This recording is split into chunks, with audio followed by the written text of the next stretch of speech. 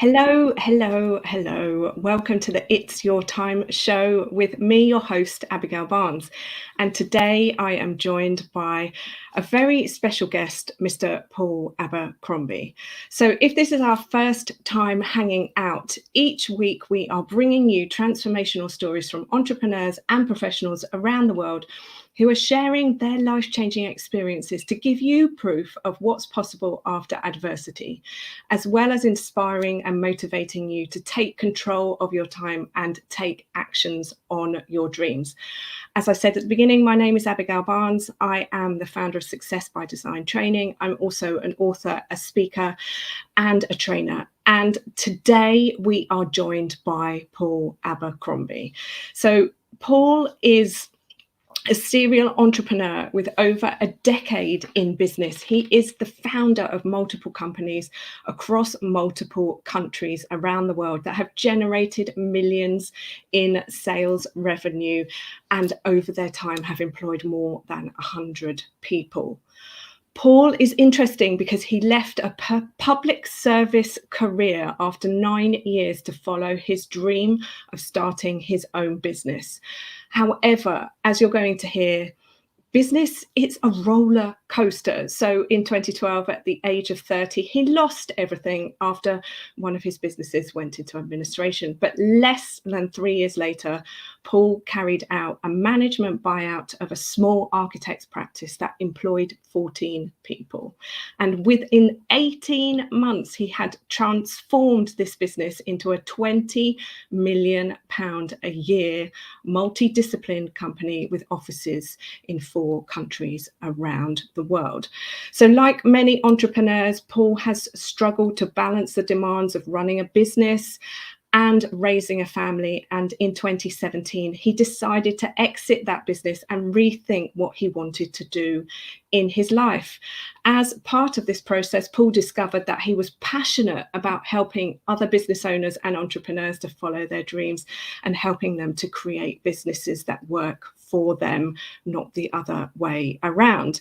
Amongst other things, Paul is a shareholder and an investor in a number of small businesses, and he is the creator of the Bulletproof Business podcast. Wow. Paul Abercrombie, welcome to the show. Hello, thank you for having me. Sounds far too impressive when you read it all out like that.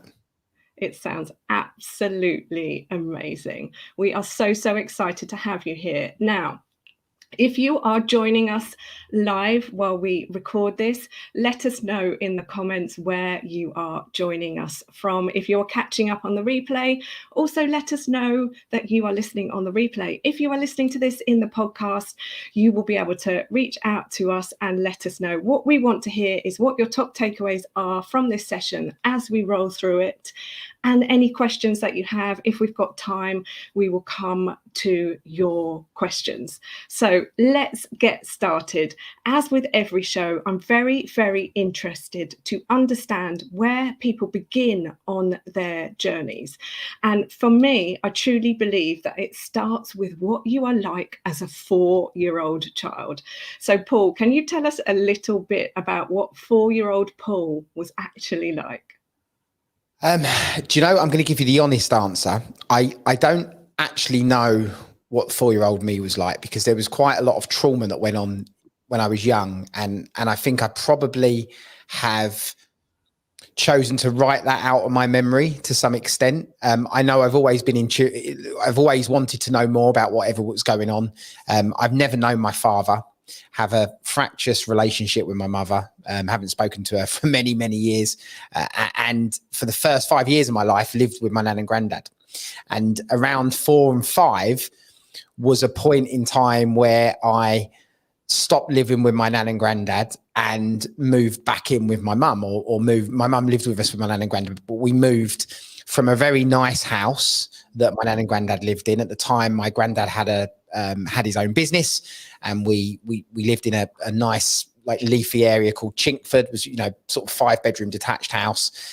And then we moved into a council estate, into a council flat, because my mum had a new boyfriend at the time and it was his flat, and we moved into there. And so it was a massive, massive life change from going in, living in, and I only know this looking back in hindsight, and hindsight's a wonderful thing, but going from living in a really nice house to living on the 5th floor of a council block of flats, was like I'm guessing as a kid, quite a traumatic experience. So I don't actually remember much of me at that age. I guess probably the earliest memories I have of me is sort of 12, 13 years old, really, when I think I started to find myself and then sort of develop some freedom, really, to some extent. Amazing. Well, thank you so much for sharing that. And it is so, so true that we can join the dots looking back. This was what the late Steve Jobs actually said at one point. So can you remember anybody who influenced your journey along the way? My granddad has always been my father figure, or was always my father figure. He died when I was 16, unfortunately, but he was always my father. Like I said, I've never known my dad, never, still to this day, don't I know of a name, but I've never met him.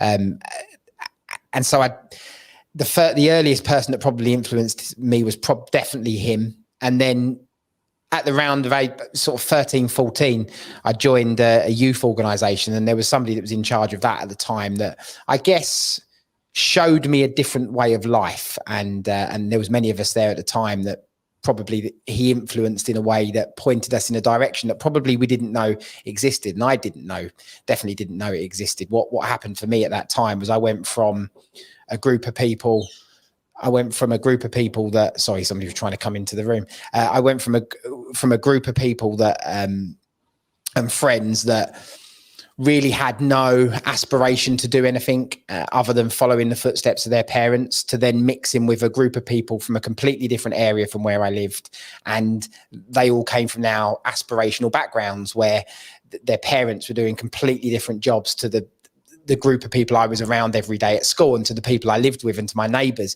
And so it showed me a completely different side and direction of life. And I guess my hunger to want more came from that period of time. But that was thank you to the person that at the time ran that organisation, that I guess pointed me in a direction that I didn't even know existed.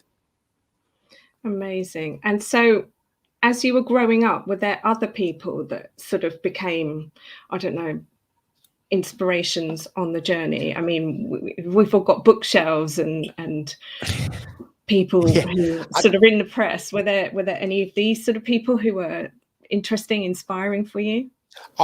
No. So I went into business from necessity. So I had, like you said, I had a public service job. That youth organisation I was part of tended to push people into public service jobs or military careers, and that was always what everybody aspired to go into. So going into public service, and I was in the fire brigade for 9 years, was like a natural progression. And very early on, I realised that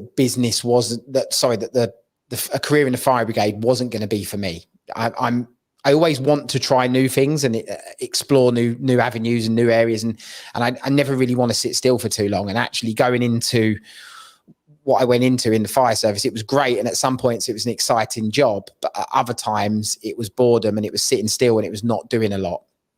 And quite early on, I realised this isn't for me. It certainly isn't for me in the long term. And you'd look over to the other side of the room and you see guys that have been there for 20 years, and they come in, they read the same newspaper every day, they sit in the same chair, they watch the same program. So my steps into business was done out of needing to get out of that job and needing to do something else. And I'd always been, through my friendship group, there was always a scheme. There was always a party we was trying to promote, or there was always something that we was trying to do. And I guess back then you didn't know that as business. That was always just trying to organize a group of people and do something. So the answer to your question is no, there's nobody that stands out that inspired me, because I've always been a self-starter. I've always just thought, right, I'll do my own thing and I'll carve out my own path. Like many of us, the only person that comes to mind from a personal development point of view was when I was going through challenges in terms of when my first business, I'd left the fire brigade, had my first business, the business went into liquidation. And when that happened, I was pretty low. And like many of us, the first person we tend to find in the personal development route is Tony Robbins. And that was very true for me. So if there's one person that I said would stand out and then put me on the path of personal development, it would be Tony Robbins. But other than that, I am very much a self-starter. You know, there's people that inspire me every day to take action. My wife and kids do it every single day. You know, probably the second person that's inspired me every day has probably been my wife, because she's the one that's pushed me and continues to indirectly challenge me to do better by needing to provide a better life for the family. So let's just take it a step back for a minute. You were in what I guess people would call like a stable, secure job that was paying a salary, paying into the pension, blah, blah, blah. And you just, for whatever reason, wanted to go into doing your own thing, into business. And I understand that because I did the same. But what was the actual impetus for you, like on that day? I mean, there's so many people who are probably listening to this who would be thinking, yeah, I'd love to do that. And for a variety of different reasons, they don't. What was your sort of thought process behind actually handing in a resignation and going, hey guys, I'm going to start my own thing? Well, I get asked the question all the time, how do you quit your day job, and how do you give up your day job and go into being the world of being self-employed? It happened by accident for me. And I guess some people watching this will go, nothing happened. You're probably thinking in your head now, I can already see it in your eyes, nothing happens by accident. But it did. I had, every fireman has a second job, or most firemen have a second job. You actually can apply for permission to have secondary employment and do another role outside of the fire service because you have the hours to do it. Or you could at the time. I don't know if that's still the case now. I assume it is. And so I didn't really have a second job. Some people were electricians, were builders, black taxi drivers. You know, there was all sorts of window cleaners. There was all sorts of roles that people could fit in around being in the fire service. What I had and what I've always had is I guess the ability to organize.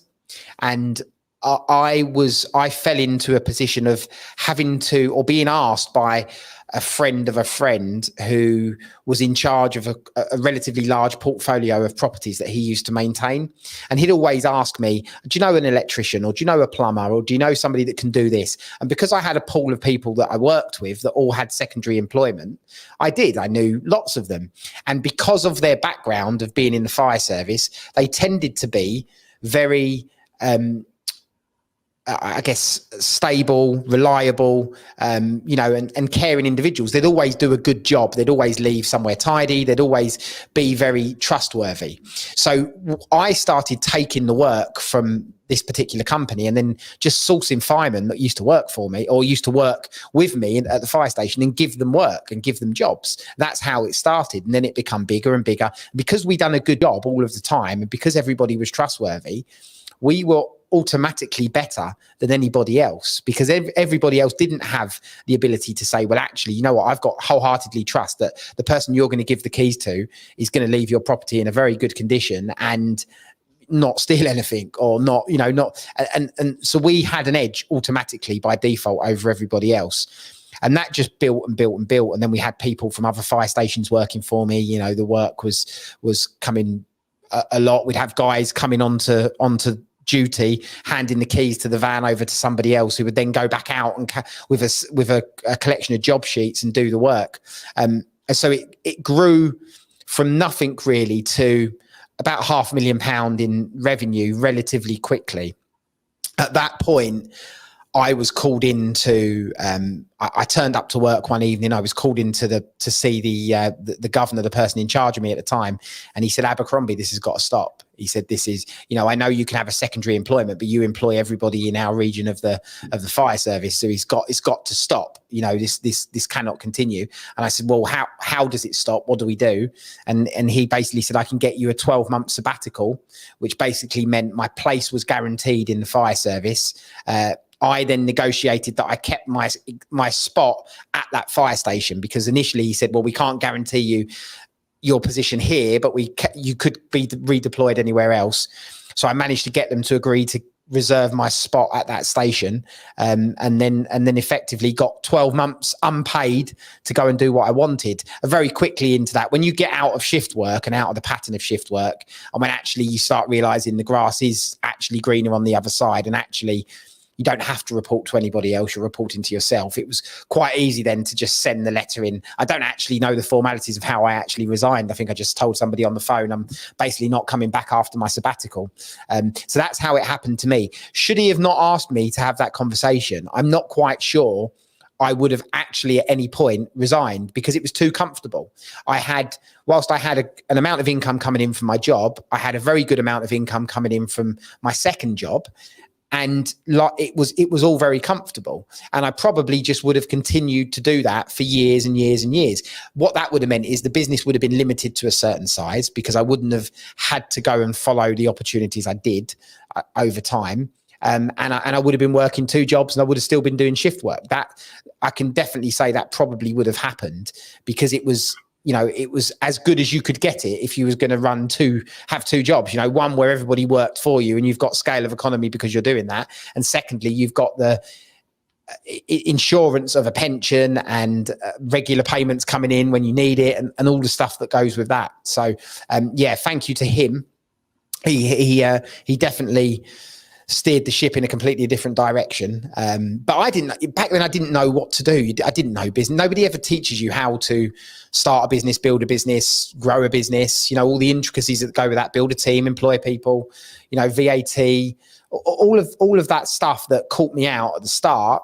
I didn't have to do. When I had part-time people working for me, it was just gentleman's agreement. Yeah, you come and do the work and I'll pay you. And they were self-employed to some extent, so they'd take care of their own taxes, and it was very easy. But then when all of a sudden you've got an office and you're staring at the wall and you've actually got to do everything properly, that was the point where I fell over myself, because I just didn't know what to do.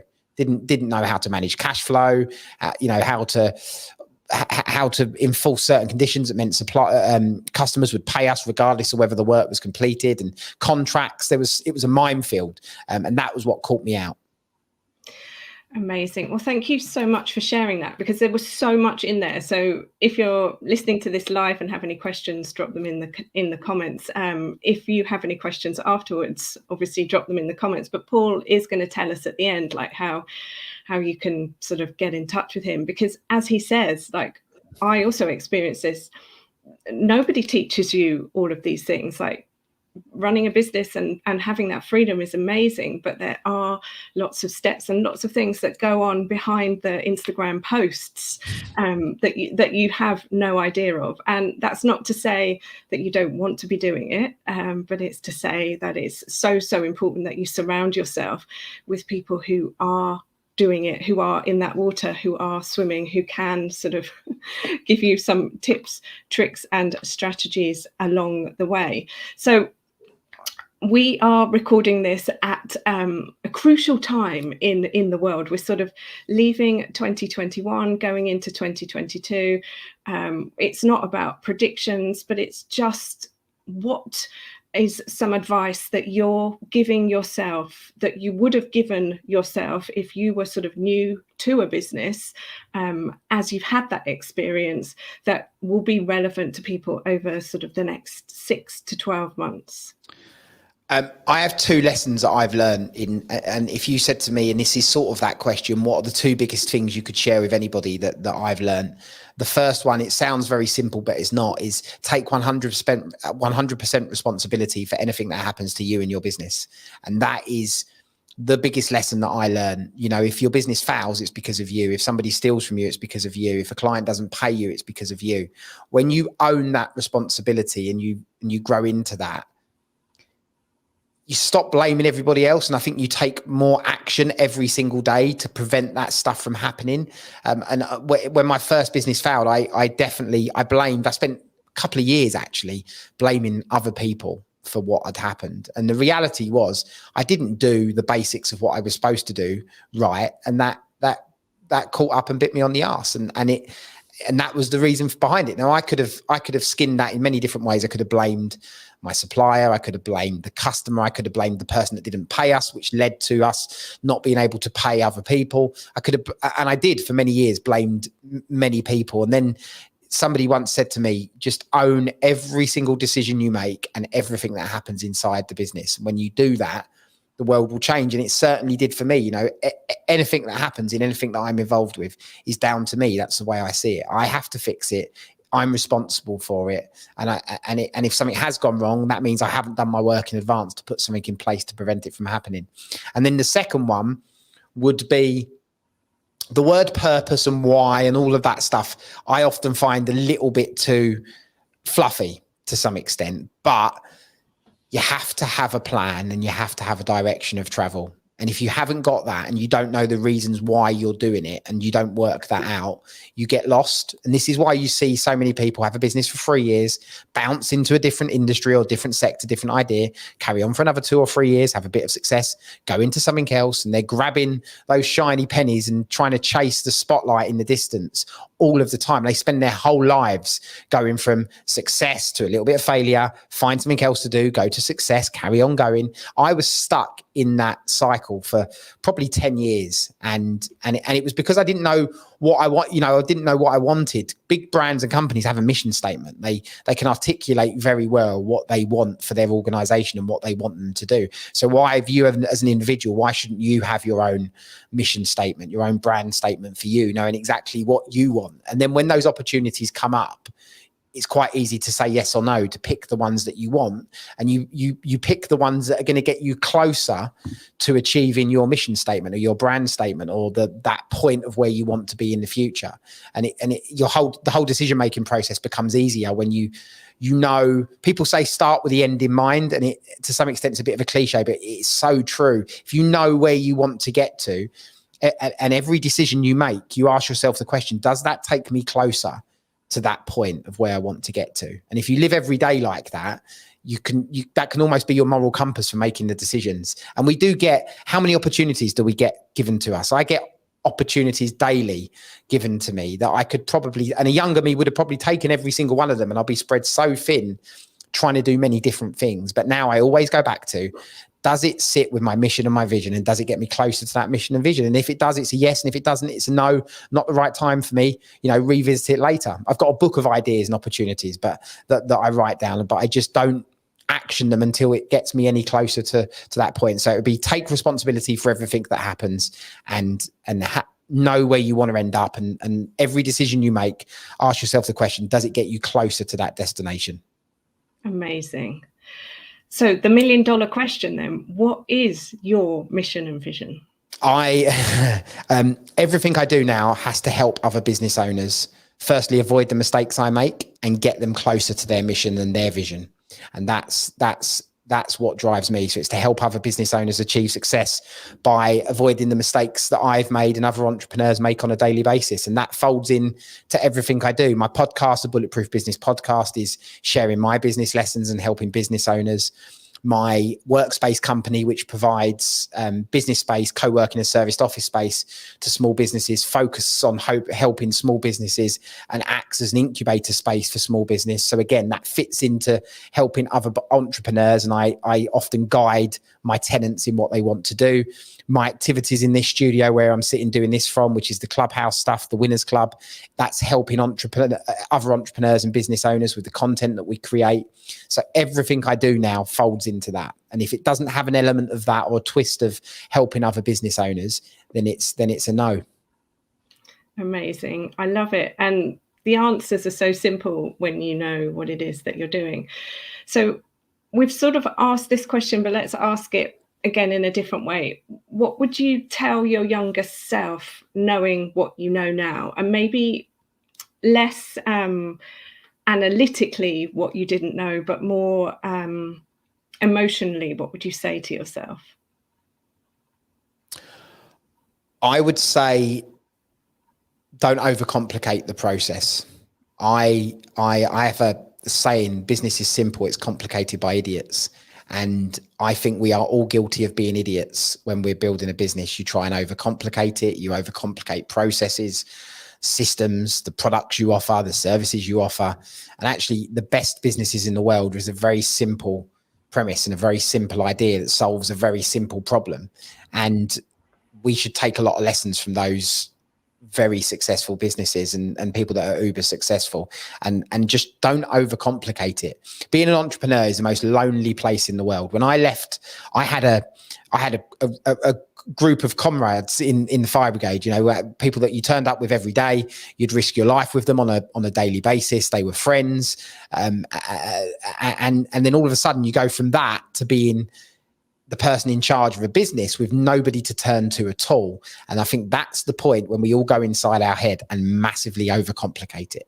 Try to think that we've got to be smarter than others. Try to think we've got to develop stuff that's better than everybody else, and really, really overcomplicate it. And I think just be easy on yourself. Try to make it as simple as possible. There's the saying, isn't there? Keep it simple, stupid. And it's so true. Just keep it as simplistic as it can be. Focus on one thing, one product, one service. Get that to where you want to get it. Take action every day towards making that happen, and just don't overcomplicate it.